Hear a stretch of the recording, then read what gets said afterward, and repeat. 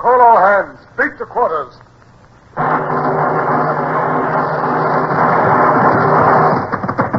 Now out the guns. Stand by the starboard battery. One broadside into it, if you please, Captain Bush. Pointers on target. Linstocks ready. Aye, aye, sir. Ready. Fire!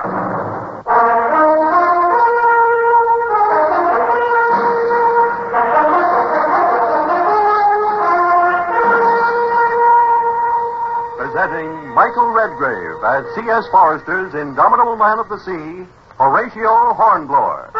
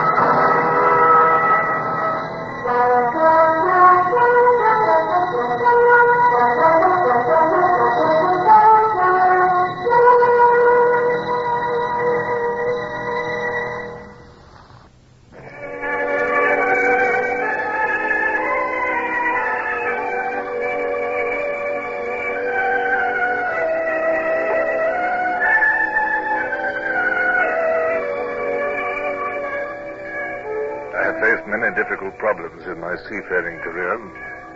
But as I look back now, I can remember none graver than that which faced me as I prepared to sail in my frigate in search of the Natividad. I had captured her before in harbor, by night and by surprise. Now I must meet her on the open sea, where her enormous superiority in firing force must give her the advantage. That was bad enough. Now I had the additional responsibility of a high-born and influential passenger, Lady Barbara Wellesley. When I returned to the ship after calling on the Viceroy at Panama, I summoned Bush, my first lieutenant, to my cabin. Mr. Bush, where's Lady Barbara? She's on the quarterdeck, sir. I had the carpenter knock up a hammock chair for her. I had a bit of awning rigged so as to give her some shade. Mr. Bush, the Lydia is a frigate about to go into action, not an Indiaman with nothing to do but hamper passengers. No, sir. If Lady Wellesley takes advantage of her position and forces me to carry her to England, I cannot refuse. But this is no reason why my ship should be turned into a boudoir. No, sir. Confound you, Bush. Can't you say anything but no, sir? Yes, sir. Forgive me, sir, but it would have been highly dangerous for her ladyship to stay ashore with yellow fever spreading as it is. So she seeks safety by coming aboard a ship which is about to fight an enemy twice its size. Now, hark ye, Mr. Bush, no good will come of this. If we win the battle, we shall be censured for exposing her ladyship to danger. If we lose it, I cannot imagine you losing any battle, sir. Not if it was the whole Spanish fleet instead of just one ship. When I want your opinion, Mr. Bush, good or otherwise, I will ask for it. How am I going to pace my quarterdeck with a woman sitting there? The thing I've just thought is my shower bath under the pump on deck. Look, have a screen rigged. See that the crew are warned about dress, too. In this heat, most of them work half naked. Aye, aye, sir.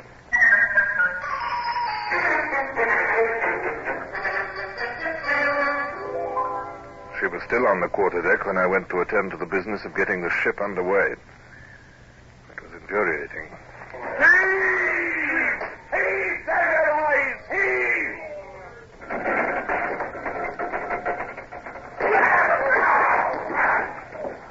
Cable's fouled, sir!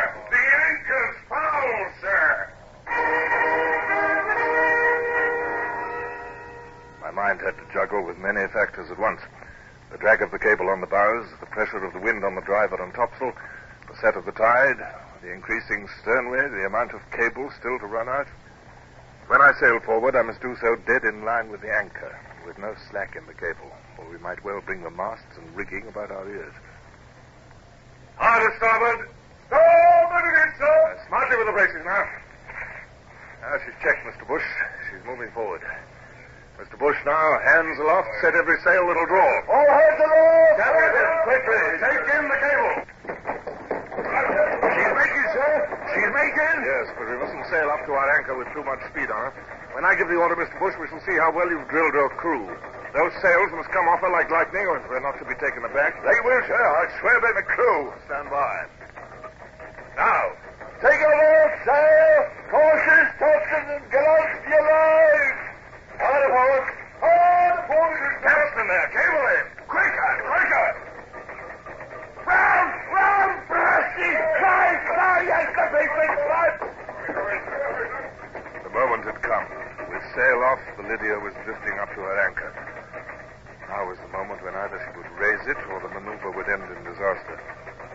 Every man aboard, save the wildly rushing capstan hands, held his breath. Anchors free, sir. Is that all sail, Mr. Bush? Aye, sir. By heaven, sir. You've shown those Spaniards the finest bit of seamanship they'll ever see in their lives. Kindly attend to your duties, Mr. Bush. Aye, aye, sir.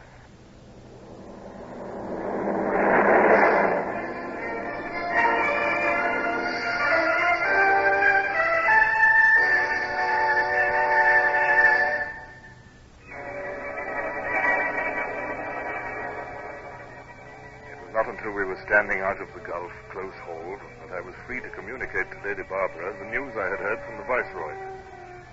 In any case, good manners necessitated that I should address her. I couldn't ignore her presence, however much I might resent it. She sat in her hammock chair by the taffrail, a servant Hebe, the negress, at her feet. She was in animated conversation with Gerard, the officer of the watch, and I noted with amusement that Gerard broke off the conversation and moved away as I approached. Acknowledged my bow with a smile. Oh, it's heavenly to be at sea again, Captain. And may I congratulate you on your amazing seamanship in raising your anchor. Also, you've given me no opportunity to tell you how grateful I am to you for taking me away from Panama. I was treated well enough, but, well, I was in charge of Her Excellency. An admirable woman, but oh, so dull. In Spanish America, women are treated like Mohammedans. And Spanish American food, oh... On the latter point, I agree heartily, Your Ladyship. Well, will you not sit down, Captain? Sit down on my own quarterdeck. Thank you, Your Ladyship, but I've never done such a thing in my life. If you'll forgive me, I prefer to stand. I came to give you good news. Your brother, Sir Arthur, has won a great victory over the French in Portugal. A great victory? Oh, that is very good news. I've always been proud of Arthur, and this makes me prouder still. Well, I am happy to be the first to congratulate his sister. Oh, Captain, just look at that setting sun. One almost expects to hear a hiss as it sinks into the sea. Yes, I endeavor never to miss the sunset in these waters, Your Ladyship. It's a daily miracle. Beautiful. Exquisite. I hope Your Ladyship was well provided for during my absence ashore. If there's anything further that lies within my power... Well, there's just one thing, Captain, that I should like to ask as a favor. What is that? That is that you do not call me Your Ladyship. Call me Lady Barbara, if you will. Certainly, Lady Barbara. And if Lady Barbara doesn't come easily to you and you wish to attract my attention, you can always say, Oh, Captain, I'm so sorry. Please accept my apologies. I realize now that to mock you was quite unforgivable. There's nothing to forgive, ma'am. And now, if you will forgive me in your turn, I must attend to my duties. One moment, please. Captain, I know that you've much on your mind. I know that before you sail for home, you must fight the Natividad. Will you tell me, what are your prospects in that battle? Well, the Natividad, ma'am, is a two-decker with 50 guns against my 36. She is commanded by Vice Admiral de Crespo, a ruthless and bloodthirsty man who will never surrender. Whatever his faults, he's no coward. But against his force, I have perhaps a little experience. Capable and loyal officers and a very well-trained crew. And they're English. That counts for much. You may be frank with me, Captain. What will happen if we should lose? If I or my crew are taken alive, we shall be hanged or tortured. El Supremo will show no mercy to us for having turned against him. And you... it shall be my last care to see that you do not fall into the hands of de Crespo alive. Thank you, Captain. But you're not to worry about me, nor to allow my presence to influence you. Should it come to the worst, I too am English and a Wellesley. I know how to die.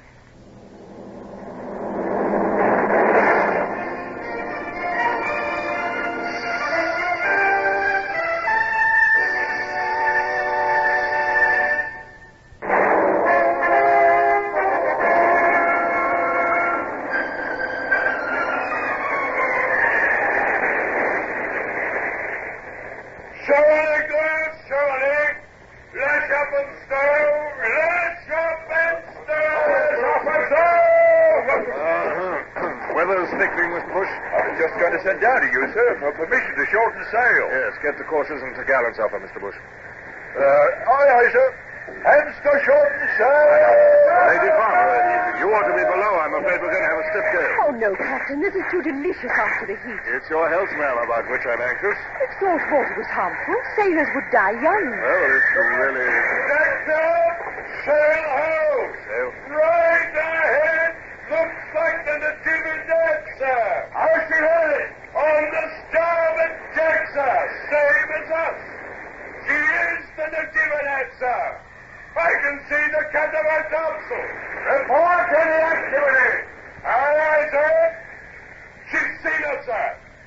She's wearing out on port deck, heading up the window of us, sir. Oh, is she? Unusual for a Spanish ship to face a Viking challenge. Of course, she's not a Spanish ship now. She shan't get the weather gauge of me, whatever happens. And the braces, sir. You all keep as near a wind as you'll lie. Mr. Bush, beat the quarters, if you please, and clear for action.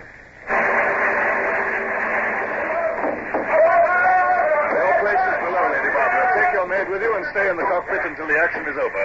No, not the cockpit. We'll leave that for the wounded.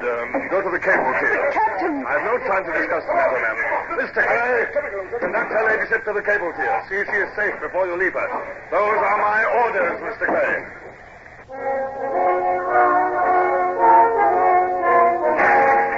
Mr. Bush's incessant drilling of the crew showed its value now. Every man knew his job and did it swiftly and well. The decks were soused with water and strewn with sand. The bulkheads were knocked away. The fire parties took their places at the pumps. The boys ran with cartridges for the guns. And down below, the acting surgeon was dragging the midshipmen's chests together in the cockpit to make an operating table. The more this sea gets up, the better, sir. The Natividad won't be able to open her lower gun ports. No. I'll trouble you to have 2 reefs taken in those topsails. Aye, sir. Top of the rope. 2 reefs in the topsail. Excuse me, sir. With all this spray breaking aboard, do you think we can rely on the flint triggers for the guns? Or shall we have the slow matches lit at the tubs? Yeah, better light the matches in case. Wheel there. Steer small, blast you. Both ships are approaching each other at an angle. Steer so that when we meet, our ship has the wind of the other. Do you understand? Aye, sir. Look, sir. There's a puff of smoke. She's opened fire. Man's a fool to waste powder and shot at such range. Never forget, Mr. Bush, a first broadside discharged in close quarters with guns carefully loaded by crews with time to think is worth 10 under any other circumstances. Yes, sir. We've been passing mighty close, sir. If we both stay on this course, in fact, we'll meet bow to bow. No telling who'll have the weather gauge. That was closer. Here comes another.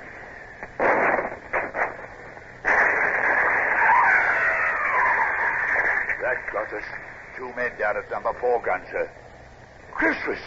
We're going to shave it close. Stand by, Mr. Rayner. Fire as your guns bear. Wheel there. Watch your helm of weather. Yes, sir. Now, hold her as she comes round. Fire!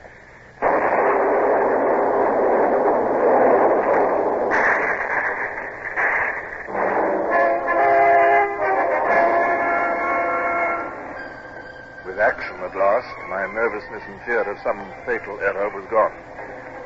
I stared across the tossing sea at the Natividad. I could see De Crespo up on the poop. The fellow actually had the insolence to wave airily at me. We had had the advantage from our maneuver, 2 broadsides into it at close range, with only 1 shot in reply. Now, we had to pay for it. I saw the rudder of our opponent kick over, and the next moment the 2-decker had swung round and was hurtling down upon us. Top gear out! Take it in! Steady, lads. We shall have a broadside from her, too. Fire!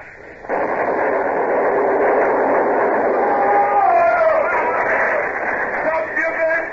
When the smoke clears, fire as you will! The Crespo was evidently unable to trust his crew to fire independently and was working them to the word of command. He was doing it well, too. At intervals, as the sea permitted, her lower deck ports were opening like clockwork, and her big 24-pounders were vomiting flame and smoke. What work this, sir? Yes. Mr. Bush, have the dead carried away from the guns. The crews cannot work properly. The men had better lie on the deck and drag them. It's death to stand in that iron hail. And, Mr. Bush, I fear the Natividad's superior force is too great for us to continue this close work. We shall have to use running if we're to survive. It's a pity, sir, but I'm afraid you're right. Cancel the braces. Now, Mr. Bush, back the main topsail a trifle to take way off us. And let the Natividad get ahead. Aye, sir. Now, tack ship and run across her stern. A broadside, Mr. George. Aye, sir. Now attack again. Right in the braces there. Back across her stern. Your guns, Mr. Raynor. Glorious. Damn my eyes. Glorious. Two broadsides into a stern. She's too big and clumsy to take them out like us, sir. Yes, save your satisfaction for the end. She's coming back at us. Oh, she is, sir. And her lower gun ports are open as well this time. It's going to take some real punishment now. There's the Crispo, drilling like a knife. I hope he was killed, sir, in our broadsides. Here she comes. Oh, what we about to receive.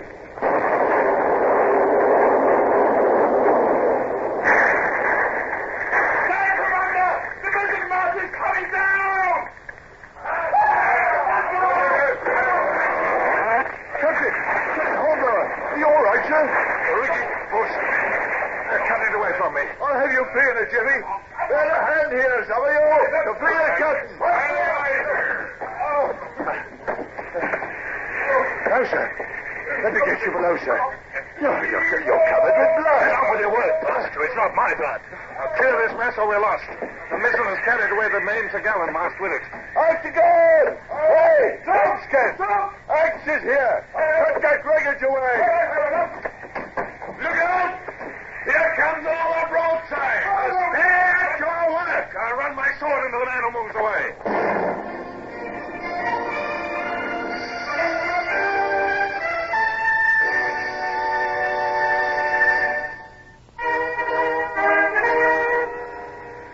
The new broadside thundered into us, and I felt the Lydia leap and twist like something human as the great shots plunged into her vitals.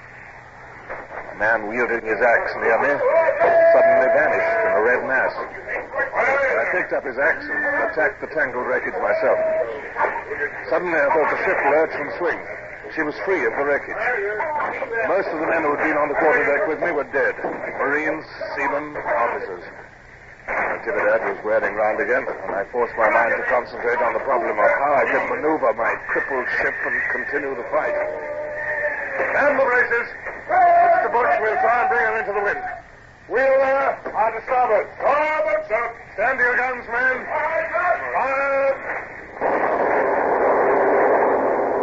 Oh, well done, lads. There goes our foremost. Give it her again. Pump it into her. Fire!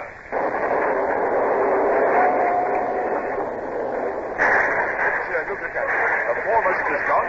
Take the main topmast with it. She's swinging round into the wind. She's as helpless as we are. Confound it, the gale is blowing us apart. Ceasefire, then. You're only wasting your shot at this range. With the mizzen gun, sir, I can't get enough leverage to sail into the wind. No, it's infuriating, but she's in the same trouble. Mr. Bush, the ship which is ready for action again first will win this battle. Aye, sir. I'll get that. Bush, you're hurt. It's not so much, sir. A falling block caught in the head. I'll tie it up for now. Are you all right, sir? For heaven's sake, don't stand there asking questions like a fool. I'm standing, aren't I? Get this deck cleared up so we can move. Lady Barbara, who gave you permission to come on deck? My orders were for you to stay below. The deck is no place for you. I can see that, Captain. I've no intention of obstructing you. I propose to lock myself in my cabin. Your cabin? Yes, please allow us to go to my cabin, sir. There's no cabin left for you, ma'am, I regret. 4 broadsides of 24-pound shot from the Natividad have passed through your cabin, ma'am, and what is left of it wouldn't shelter a fly. Oh, dear. And we've much to do to make our ship ready to fight again. Very well, Captain. But your coat is torn, sir. You are bloody. Can I help you at all? Yes, ma'am, you can help me and all of us by going back to the cable here. I offer my humble apologies, Captain.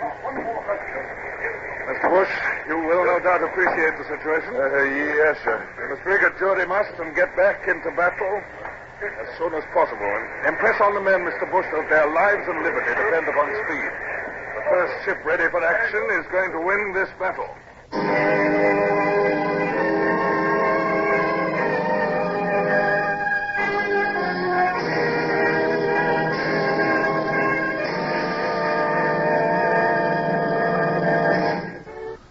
Horatio, Hornblower, starring Michael Redgrave, is based on the novels by C.S. Forrester. Music composed and conducted by Sidney Torch. Produced by Harry Allen Towers.